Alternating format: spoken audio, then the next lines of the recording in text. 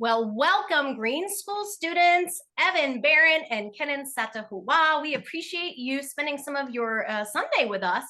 For our audience members, why don't we start with you, Evan? Tell us a little bit about who you are and how you came to be involved in aerospace. So my name's Evan Barron. I'm a sophomore at the Green School, and I'd say I first started getting involved in aerospace last year when Mr. Simmons came as our science teacher, and he was always showing us certain opportunities for either like conferences or field trips, like a bunch of cool stuff that really got me interested. And obviously later in the year, did my first presentation at a conference, and now I'm doing another in a couple days. Wait, before we get to Kenan, so you're saying you never really had any aerospace options at your school. It was just when he came along, he started talking about space, and you're like, hey, okay. Yeah, no, we had, like, good aeronautics stuff at the school, but never exactly aerospace, and especially never presenting at, like, conferences was never, like, a option, so when I heard about it, it really got me interested, and so, couple months later, I started preparing, and we eventually presented. That's Oh, fantastic. We'll talk a little bit about those right. presentations. Let's let Kenan introduce Well, himself. and I just want to throw out, since he mentioned our aeronautics program, we should tell our listeners that he's referring to Miss Kay Ebelt, who is one of our previous episodes on our Sure, podcast. that's right. But now let's go to Kenan. So introduce yourself to our audience and tell us a little bit about how you got involved in aerospace. So my name's Kenan. I also go to the Green School and I'm a freshman. I kind of got introduced into the realm of aerospace, similar to like Evan when Mr. Simmons came. I kind of got introduced to advocating for space education when we went to Tallahassee. And I got really excited since in the past I wasn't really given many professional opportunities. And I feel like going and advocating for something that really makes a positive impact is just really great. And being able to make connections with these like representatives also was a great opportunity. And I also, like Evan, this year, actually, we went to Scotland and we presented at the annual Pocket Cube conference. So that was also a great opportunity. Yeah, we're going to talk a lot more about that. But I want to tell you, just like you, like I was never really involved in space, right? And when I came to start working with Mr. Simmons too, I thought it was really cool because, I'm obviously debate in English, right? But for me, what I thought was cool, and you guys have probably both felt this, there's a space for everyone in space, right? Like whatever your passion is, whether it's entrepreneurial and you're going to design a website or whether you want to do policy work related to aerospace, there's a place for everyone. So it's kind of cool. Well, I was going to say, not only did you guys present, but it began with writing a paper, right? So, I mean, at the very beginning, you had to do your research and come up with your topics and things like that. So, as she pointed out, there's an enormous range of skills and talents and activities that all we can put under the umbrella of aerospace. So I agree, and I'm personally very proud to see you guys present on international stages. It's very good for people of your age and very unique. Yeah, and unheard of, right? Like I think you were saying, just having those the exposure to the opportunities to kind of really build your resume. Now, help me understand a little bit about the Green School's High School Passion Pathway project. I believe that what you're doing with Mr. Simmons or with our aerospace or even the debate kind of presentation aspects of that is probably helping you to meet that criterion. So, Ken, let's start with you. What is the Green School Passion Pathways project designed for high school students? If you could tell us a little bit about that, and we'll let Evan chime in too if he wants.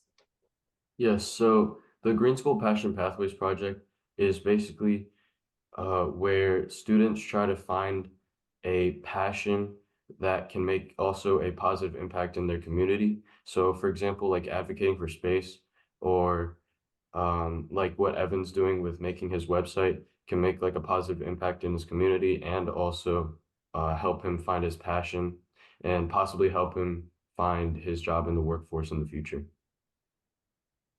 Evan, want to add anything to that? Is there anything you left out, or what are your Yeah, thoughts? sure. So, like, something about the passion pathways, it's like a long process. It takes 3 to 4 years, and it may start with smaller ideas that will help you find that passion, but then you eventually work it your way up into one major thing. So in like the realm of aerospace, that could be working on a CubeSat mission or a high altitude balloon or running a workshop with younger students, but giving back to your community in that way is a very important part of the passion pathways. So I Right. think, So the goal is you'll have like a bigger project at the end when you graduate that you can kind of show as real world experiential work. Is that Right.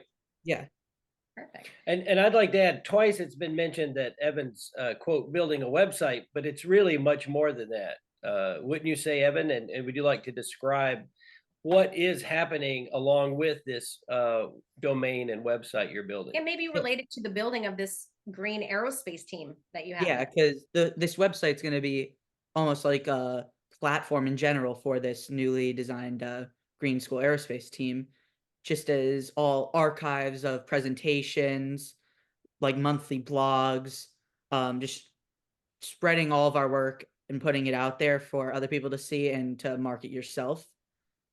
It's something that's going to be separate from the actual school, so we own it. We are in charge of it, and it's also something separate from the other, like of the wolf packs that, and yeah, that you guys run. So it's more unique, as the school would say, uniquely green.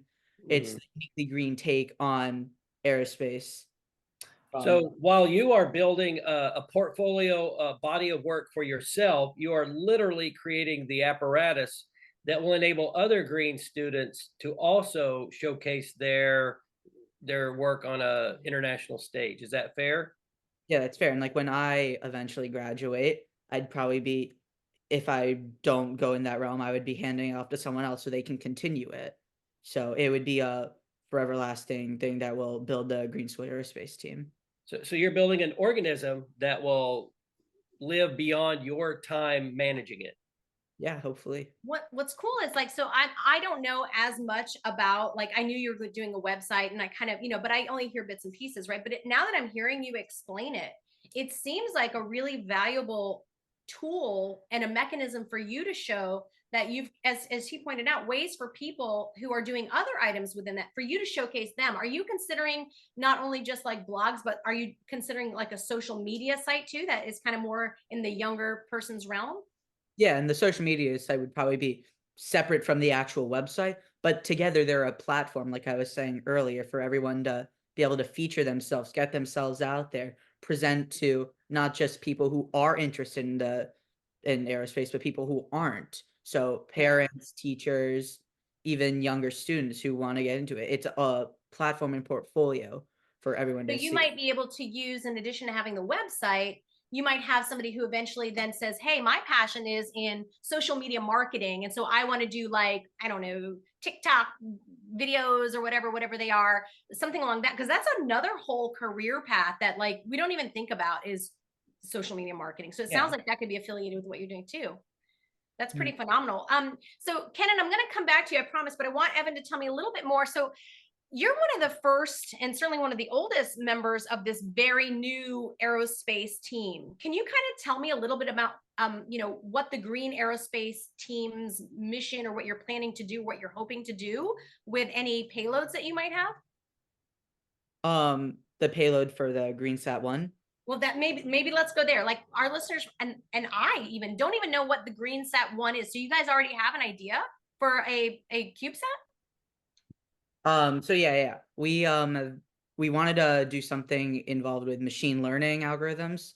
So Mr. Simmons had a friend from, I think, King's College in London, Mhm. and we're hoping to work with him for the payload development of the GreenSat 1, which it's validating novel microfluidic device related to bone fluid forces, and we're going to use machine learning algorithms. It's on the GreenSat 1 proposal that we've sent to Firefly, I think it's called, Hmm. free ride, but we're still developing different payload ideas. It's not all completely done because it's still very young, but uh as responsibility as like the leader is to be able to manage these ideas and organize them to where we know that we can get something done.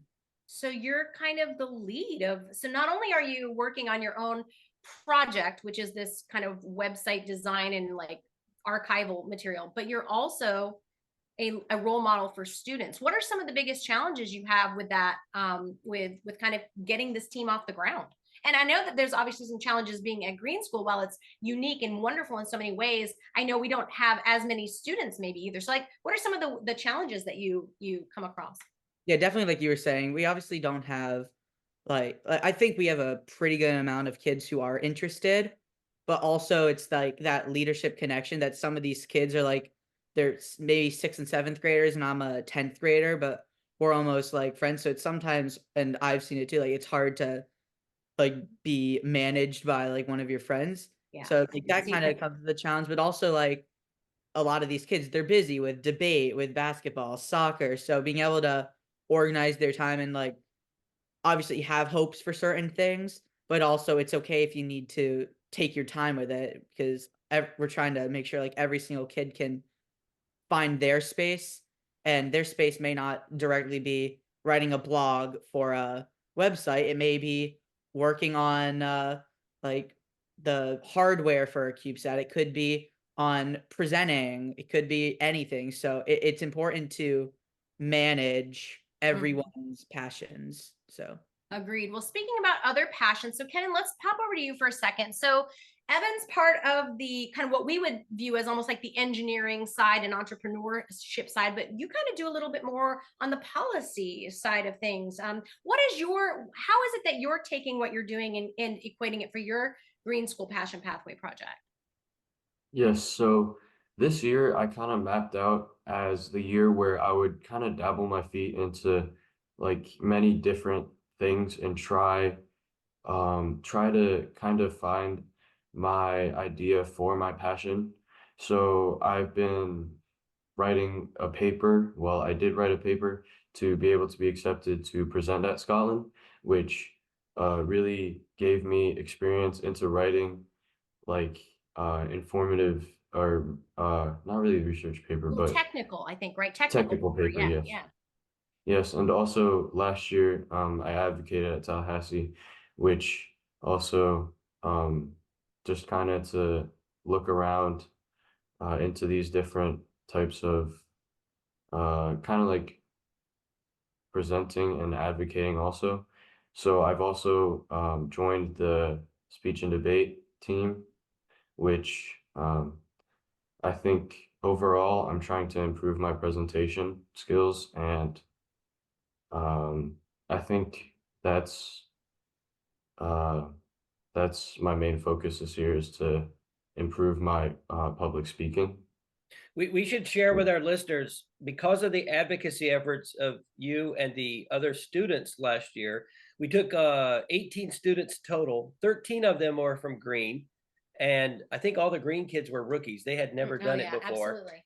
And in your first go at going to the legislature, we walked away with $350,000 for the Palm Beach State College for aerospace technician training. So you were successful, a successful advocate in your very first run. So that's number one. That's a good thing.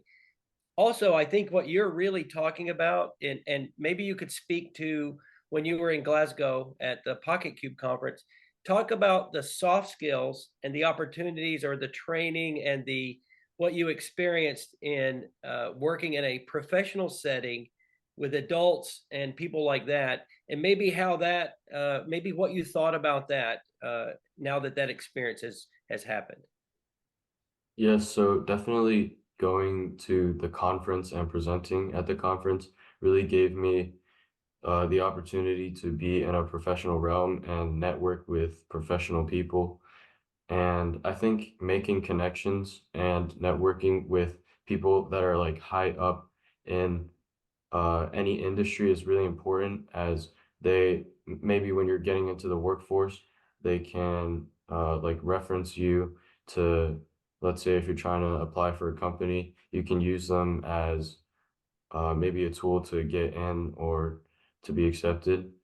No, Uh, networking for yeah, sure, right? yeah, Right. I think. Would you guys both say before you made, because you both, the similar thing about you is you both made your first presentation on an international stage as ninth graders.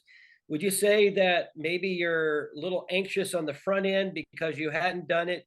And then talk about after it was over, tell me if your thinking changed about how anxious, what's the level of anxiety or maybe, a little reticence before or after you made that first presentation? Let's start with Evan first, and we'll pop Yeah. back to Kenan on that.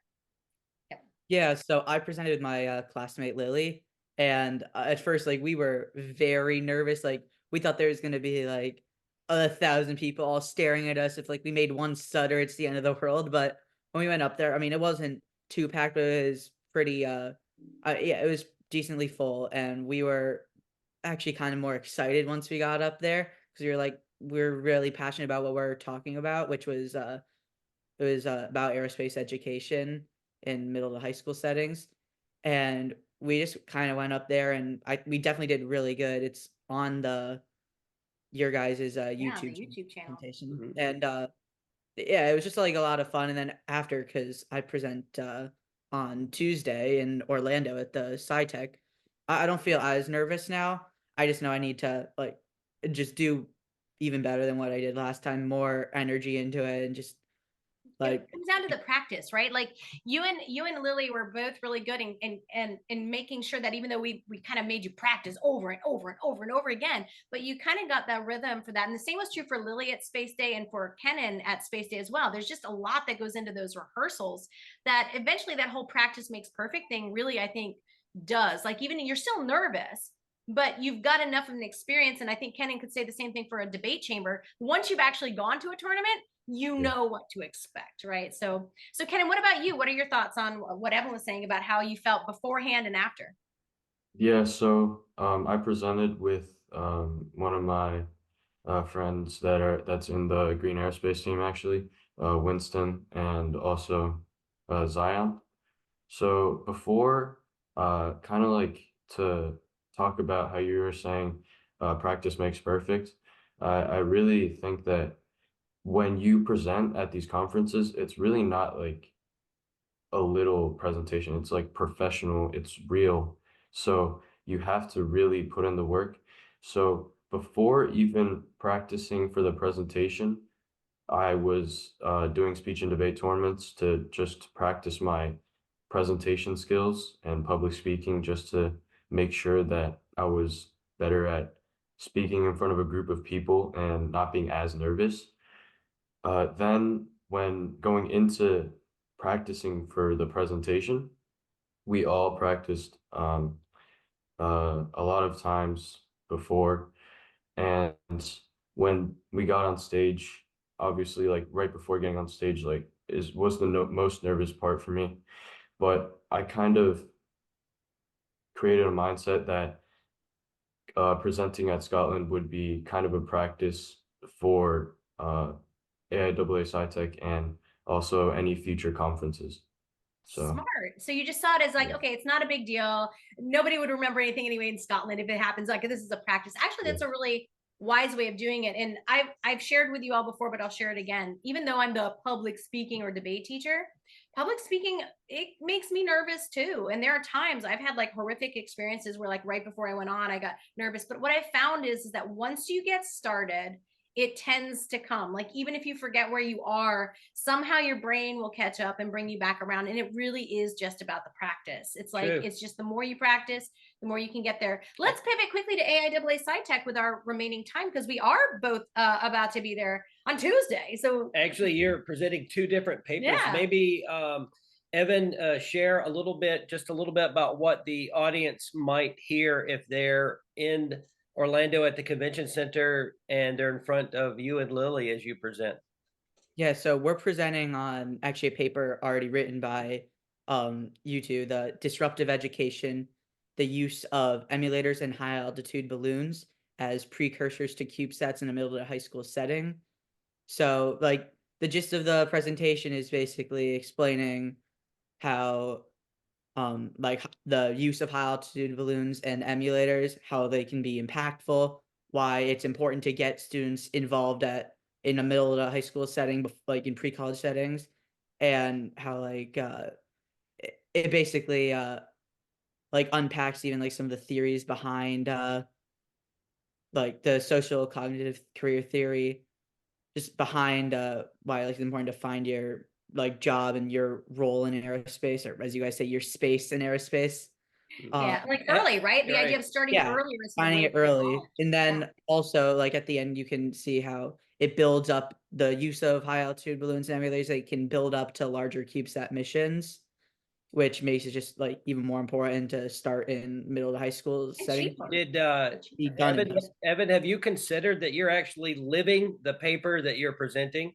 It is actually what you're doing right now. And back to kind of, I don't want to go too far back, but just back to the like practice makes perfect. It does, but if you know what you're talking about, like if you stumble or you forget, I could probably fix it just by off what I know, off of Of course. like my experience with it. So Well, and I think that that's a really important point. Both of you, up until this past year, you had like hardly any content knowledge about it, and now you guys are talking on international stages about it. Now we heard what yours is going to be about. Kenan, I know you're doing the same topic here that you did in Scotland, but I'm not sure listeners really understand what a pocket cube is. Some of our listeners will know about CubeSats. You want to tell us a little bit about what your paper focuses on with pocket cubes and what they are? Sure. So, basically, kind of to start, a pocket cube is basically a smaller version of a CubeSat, and I think we all know what a CubeSat is. And a pocket cube is a 5 by 5 by 5 centimeter uh, standard.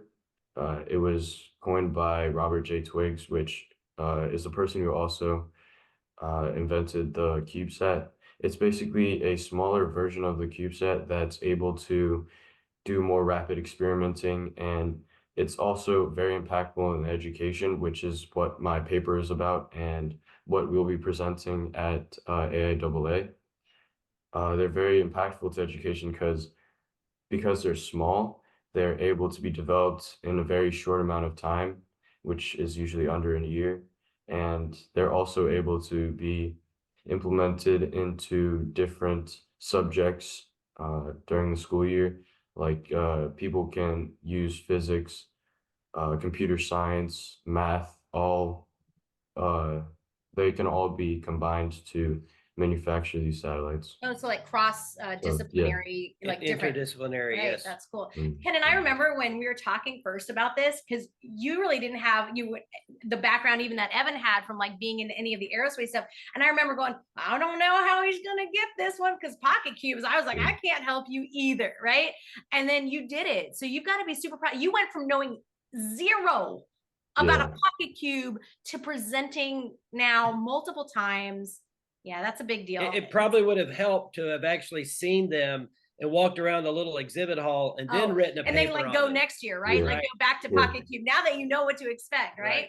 Well, Yeah, that's the beauty definitely. too, I think, of these conferences is that they are held annually. And, you know, going, we used to start really with students where they would just attend at first, just to kind of get an eye of what it is.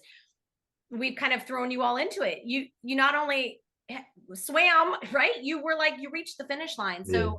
I know he's already said he's proud of you, but like as watching you guys take on the challenge to show the grit and the determination that it takes without giving up, because so many people would give up doing something like this. Right. You guys didn't. And you guys are And- going to have amazing Passion Pathways and- projects to show for it. And the important thing you guys need to remember is the school started at zero aerospace, and we have to start somewhere, right? We just needed to get started. And you guys are You it. guys are the leading edge of the spear, right? You're the tip of the spear, as they say in the Army, for all this great work that we're hoping that will be done. And what will happen is in 2 years, you know, in a year or two, we're going to have these young kids and we're going to say, you need to look at what Evan, look at what Kenan did, and let's emulate them, right? So not only are you guys benefiting yourself, but what we hope is that you'll keep generating this great body of work that we can then use to show the younger kids how to behave, how to get things done. You're going to emulate, right? So I'm a big, you know, coaching, it's repetition, and you need a role model. You need someone to show you how to do it. So I appreciate you guys being willing to be a little bit of a guinea pig and to be the role models and to be the tip of the spear. Imagine that you're emulators, not like the CubeSat emulators. emulators. Yes. All right, that's my attempt at a joke. Well, guys, we are at the end of our interview, and I want to thank you so much for being with us today. And as we depart, we usually ask our our Yes. visitors to kind of share some words of wisdom. So you have students, right? You have friends you know that are probably amazed and probably are in disbelief about what you're doing. You might have friends at other schools who are like, yeah, I see you on the basketball court, but what do you mean you presented here? What advice do you have maybe for those friends or for other people like you who might be a little bit shy about wanting to try something like this? Let's start with Evan and then we'll finish with Kenan. I would say just stay dedicated to what you love. I mean, yeah, and stay focused on it, and just like know that there's always going to be room for improvement in what you do. And I mean, I think it doesn't have to be aerospace, it could be anything. The reason why I love aerospace would be because it's just there's so many fields of work in it. So, but whatever someone's passionate about, you should just try your best to stay to it and stay committed. All right, Kenan, what about you? What words of advice would you have for anybody? Yeah, so kind of uh kind of similar to what Evan said. I think a lot of people struggle with trying to like make an impact or do something new or something they've always wanted to do. But I think people overthink it. I think what they have to do is just to take action, you know? Like kind of what you said, like maybe a year ago, I had known nothing about aerospace, nothing about CubeSats, pocket cubes, nothing about presenting, but I just took action and started speech and debate and learned things about aerospace, wrote papers, and started presenting. So yeah, to really get rolling, you just have to take action, I Get think. started. I like that. I agree. And I also think too that both of you have also learned how project management, right? Because that's you're both managing things, whether it's a larger project and you got to break it into parts, whether it's writing a paper, presenting, doing a debate, doing a website. You have smaller deliverables along the way. And you guys are learning how to manage your time. This is gonna be so helpful for you later in life. So what a great deal that you're getting this Sure. now. And my final thought to you guys is, we don't despise the day of small beginnings. So we start out small, right? Little baby steps, but every time you guys move forward, you get more and more and larger opportunities. If you want them, go get them. Like Evan said, be persistent. Just dig in, go get what you want, and keep your eyes open for what's around. I appreciate you guys. I really do appreciate you guys taking the time to let us interview you, and so that we can now put on our platform the good work that you're Thank you. doing. All right. Thanks, guys. Thank you for inviting Thank us. you. You're welcome.